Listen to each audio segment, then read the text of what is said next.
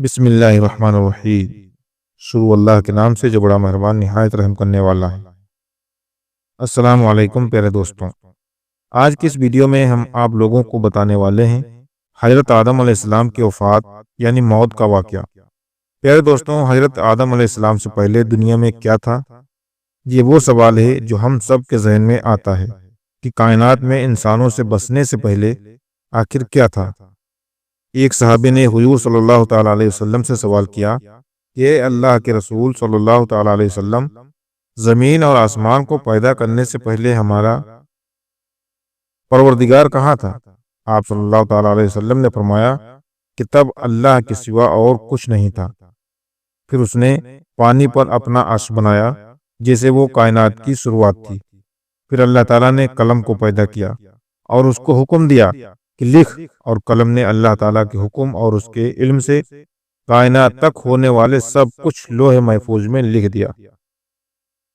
اس کے بعد آسمان اور زمین کی 6 دن میں تخلیق کی گئی یعنی بنائی گئی۔ یمن سے آئے ہوئے ایک راجدوت نے حضور صلی اللہ تعالیٰ علیہ وسلم سے کہا کہ ہم آپ سے دین کی سمجھ اور قلم کی شروعات جاننے کے لیے آئے ہیں۔ تو آپ صلی اللہ تعالیٰ علیہ وسلم نے فرمایا، جس کا مطلب یہ ہے کہ سب سے پہلے صرف اللہ تھا، اس کا عرش پانی پر تھا، پھر اس نے قلم پیدا کیا اور اس قلم نے لوح محفوظ پر قیامت تک ہونے والے تمام واقعات لکھ دیے۔ پھر آسمان اور زمین کو پیدا کیا۔ اس کی جو ترتیب یعنی طریقے ہمیں روایت میں پتہ چلتی ہیں وہ کچھ یوں ہیں کہ اللہ تعالیٰ نے ہفتے کے دن مٹی یعنی زمین کو پیدا کیا۔ جب اللہ نے زمین بنائی تو کانپنے لگی۔ پھر اللہ نے اتوار کو اس میں پہاڑ بنایا زمین کو سہارا دینے کے لیے، ایسے جیسے اس میں کیل ٹھوک دیے گئے ہوں۔ اس سے زمین ٹھہر گئی۔ پیر کے دن اس میں درخت اگائے یعنی پیڑ پودے لگائے۔ منگل کے دن تکلیف، مصیبتیں، جراثی یعنی کیٹانو اور بیماریاں بنائیں۔ بدھ کے دن نور کو پیدا فرمایا۔ جمعرات کو زمین میں چوپائی یعنی 4 پیروں والے جانور بنائے اور انہیں زمین پر پھیلا دیا۔ اور پھر جمعے کے دن آخری گھڑیوں میں یعنی عصر کے بعد آدم علیہ السلام کو پیدا فرمایا۔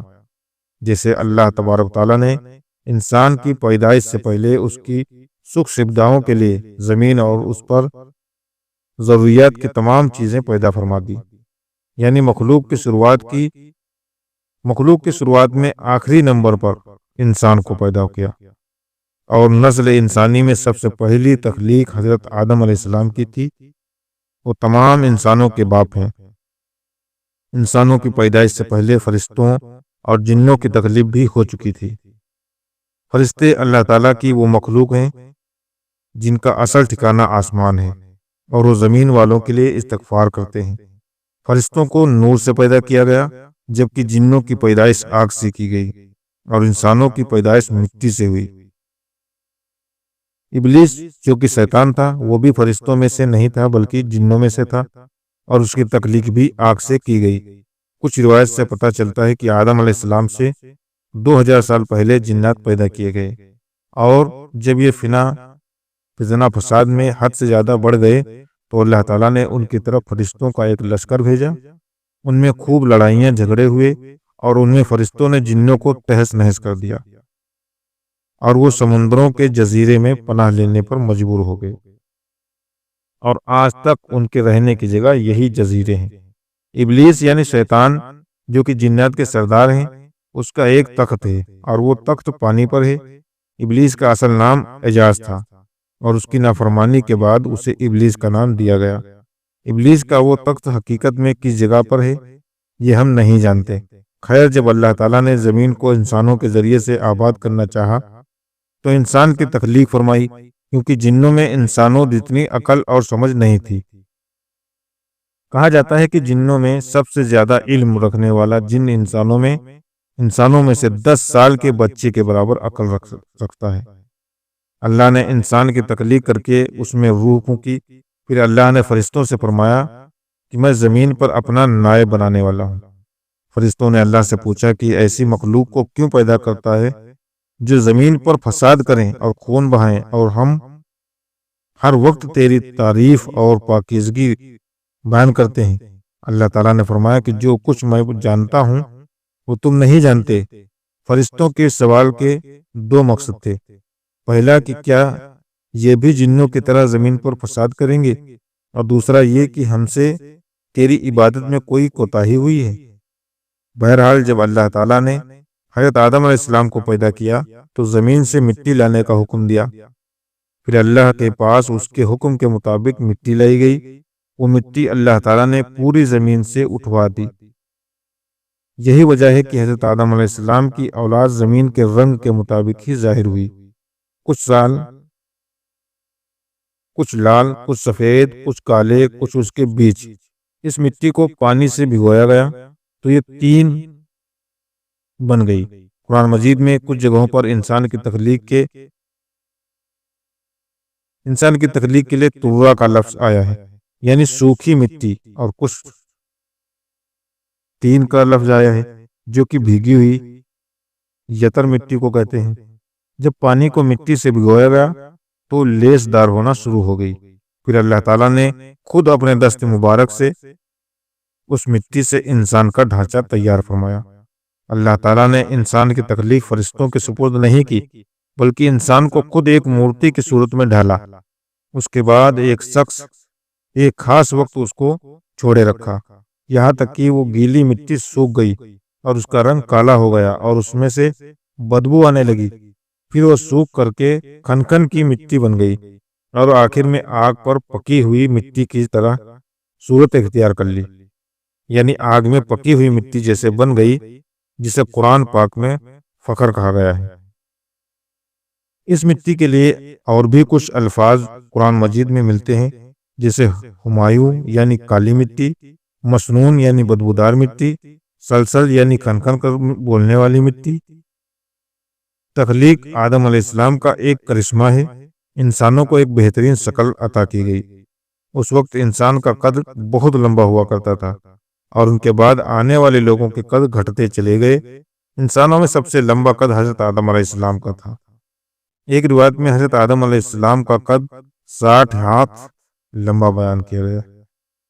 بہرحال جب اللہ تعالیٰ نے انسان کا ڈھانچہ بنا کر اسے سوکھنے کے لیے ایک خاص وقت تک چھوڑے رکھا تو ابلیس یعنی شیطان اس کے ارد گرد چکر کاٹنے لگا۔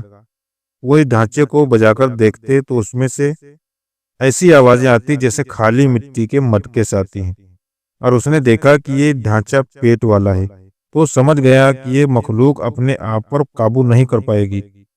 حضرت آدم علیہ السلام میں روح ڈالنے سے پہلے فرشتوں کا گزر اس ڈھانچے کے پاس سے ہوا تو گھبرا گئے، اور ابلیس بھی ڈھانچے کے آس پاس گزرتا تو ٹھوکر مار کر کہتا کہ تجھے کسی خاص مقصد کے لیے پیدا کیا گیا ہے۔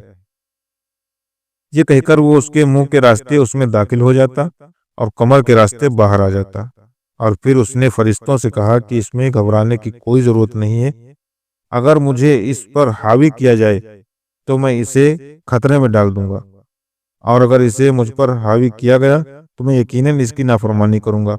یعنی ابھی حضرت آدم علیہ السلام میں اللہ تعالیٰ نے روح پھونکی بھی نہیں تھی، تب سے ابلیس کی انسان سے عداوت اور دشمنی صاف طور پر دکھ رہا تھا۔ پھر اللہ تعالیٰ نے حضرت آدم علیہ السلام میں اپنی روح پھونکی۔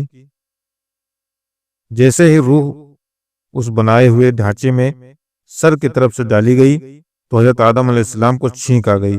حضرت آدم علیہ السلام سے کہا کہ الحمدللہ کہیے۔ انہوں نے کہہ دیا اللہ تعالیٰ کا۔ اس تعریف کے جواب میں اللہ تعالیٰ نے فرمایا کہ تجھ پر تیرا رب رحم فرمائے۔ جب روح ان کی آنکھوں میں داخل ہوئی اور ان کی آنکھوں نے جنت کے پھلوں کو دیکھا تو غور اور فکر کرنے لگے کہ روح پیٹ میں داخل ہو گئی تو کھانے کی ضرورت محسوس ہوئی، یعنی روح ابھی ٹانگوں تک نہیں پہنچی تھی اور کھانے کی خواہش محسوس ہونے لگی۔ جب حضرت آدم علیہ السلام میں روح پھونک دی گئی تو اللہ تعالیٰ نے اس پرائٹ نے حضرت آدم علیہ السلام میں اپنی روح پھونک کر فرشتوں اور جنوں سے انسان کو سجدہ کرنے کا حکم دیا۔ ابلیس کے علاوہ سب نے حضرت آدم علیہ السلام کو سجدہ کیا۔ اللہ تعالیٰ نے ابلیس سے پوچھا کہ تجھے کس چیز نے سجدے سے روک دیا؟ تو اس نے جواب دیا کہ تو نے مجھے آگ سے پیدا کیا اور اسے مٹی سے جبکہ میں اس سے بہتر ہوں۔ اللہ تعالیٰ نے اس کی گھمنڈی پر سزا دیتے ہوئے فرمایا اس جنت سے اتر جا، تجھے کوئی حق نہیں کہ تو جنت میں رہ کر تکبر کرے۔ ابلیس نے جواب میں کہا مجھے قیامت تک مہلت دیجیے، یعنی کہ اتنی لمبی عمر دے دیجیے کہ قیامت تک مجھے موت نہ آئے، جبکہ تمام انسانوں کو دوبارہ زندہ کیا جائے گا۔ اللہ تعالیٰ نے فرمایا کہ تجھے ایک فکس ٹائم تک مہلت دے دی گئی۔ پھر ابلیس نے کہا تو میں قسم کھاتا ہوں کہ میں انسانوں کی گمراہی کے لیے تیرے سیدھے راستے پر بڑھ جاؤں گا، پھر میں ان کے آگے سے پیچھے سے دائیں سے بائیں سے ان کے آس پاس جاؤں گا اور تو انہیں شکر گزار ہرگز نہیں کر پائے گا سوائے ان کے جو تیرے سچے بندے ہوں گے۔